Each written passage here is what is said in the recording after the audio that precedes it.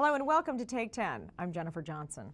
With us in the studio today is Linda Adams, Supervisor for Fine Arts Instruction for MCPS. And thanks for being with us today. Thank you very much for having me. I appreciate it. So we were talking before, fine arts is massive now. We're talking theater, concerts. Just tell me about that. It's just huge now. Well, I'm in charge of theater, dance, music, and the visual arts. So with that, yes, we have visual arts, we have music, we have all of those happening in all the schools. We don't have theater in all of the schools or dance. Those are a little bit more selective. But certainly we have students who are very passionate about the arts. We have families and parents who are very passionate about the arts.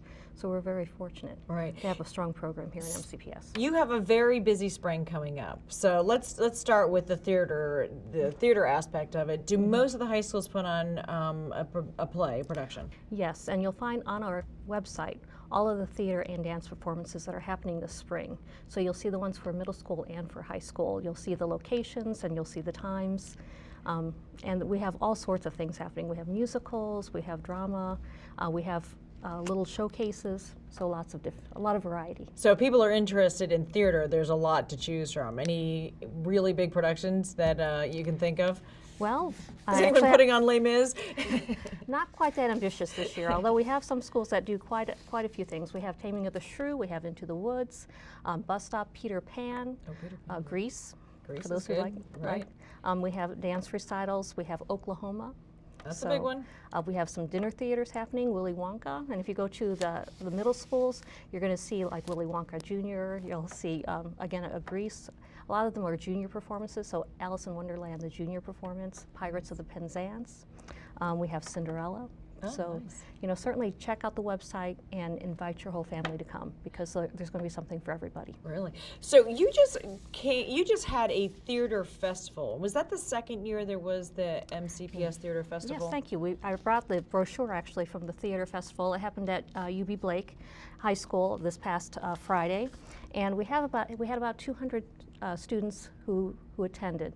We had students from all over the county, so I think 10 schools actually participated this year, and it's a very exciting event. This event started last year because of input that we received from our stakeholders, from the teachers and the students, saying that this is something that they would value. This is something that they really wanted to be able to participate in.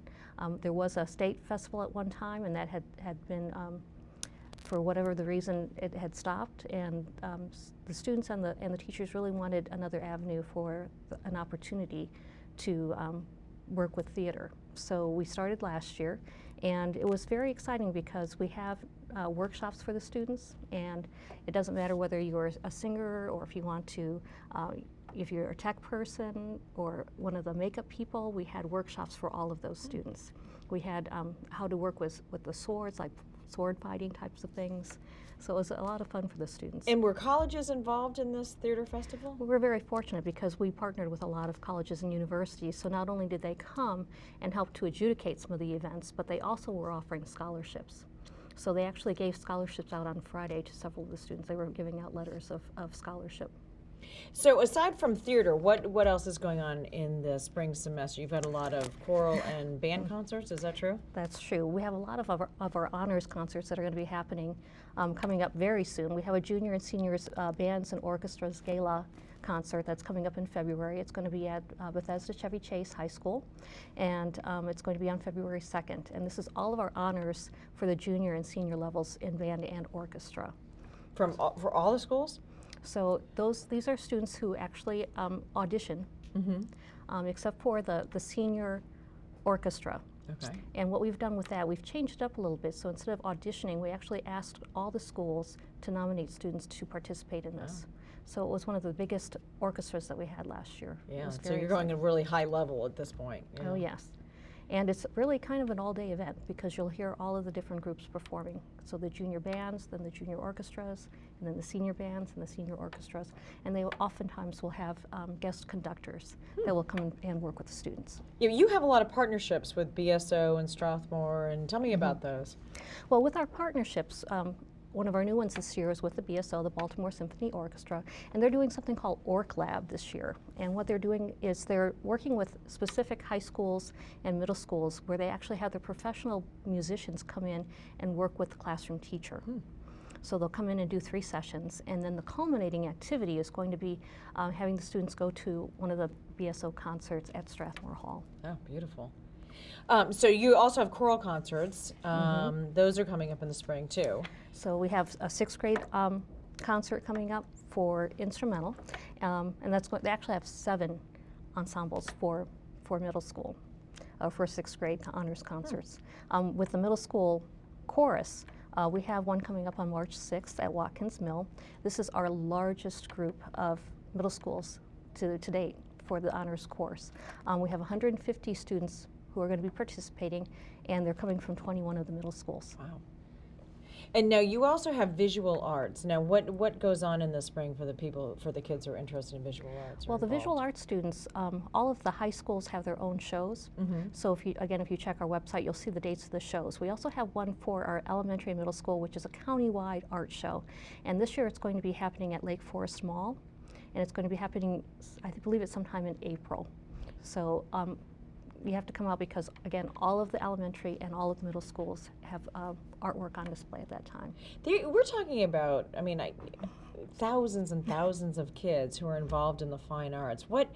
Is that something you've seen grow over the years, that more and more kids are getting involved? Well, we really want to make sure that our students all have access to the arts, because when we're talking about what some of Dr. Starr's initiatives are in relationship to social and emotional, and they're talking about grit, and they're talking about 21st century skills, we really find that the arts help students in all of those areas. The students are engaged in the arts, they're very passionate about the arts. When you're looking at the elementary curriculum, for instance, you're looking at some of the creative thinking skills and the creative thinking skills, the critical thinking skills, and all of those skills tie into the arts, whether it's flexibility or it's creativity or it's elaboration. So you're going to see that in the arts. It was interesting because we were interviewing students at one time just to talk about why the arts are important to them. And we had one high school student who was saying, I'm a strong student. I do really well in my math class, and I'll get 90s on my tests. But she goes, when I'm doing instrumental music, if you have 90% of the students doing 90% of the correct notes, then it's really a cacophony. It's really chaos. It's not the same. Right. And so you really have to have the perseverance to keep at it so that they're performing at 100% and that they're all working together and they're collaborating on that. And I think it's important too that the kids and their parents understand that if they get involved in drama, they don't necessarily have to be the one on stage, singing and dancing. They can be the one building sets or all kinds of things. There's a whole array of things you can do. And at the end of the year, we actually have a Superintendents Performing Arts Awards Gala. So we ask all of the high schools to nominate 3 seniors in theater and in dance in which to give an award, somebody who's done something that's been really outstanding. And last year we also had highlights, so schools could request to do a highlight of one of their shows as well. Nice. And it's always exciting to have those students be able to come up and be recognized. And the award can be for performing, it could be for managing, it could be for design. So the students have a lot of opportunities to be recognized for the different parts that are played in theater. Okay, well you mentioned a ton of events coming up. Is there a website where parents can go on and take a look? Right, so if you go to the Montgomery County Public Schools website and you go under Curriculum and Fine Arts, you're going to find our information there. And all the dates and the plays all and the everything. Dates. All right, very good. Linda, thank you very much. This is great information. Thank you very much. Thank you for giving us a few minutes of your time. And remember to visit us on the web at the link on your screen. I'm Jennifer Johnson. Join us next time here on Tape 10.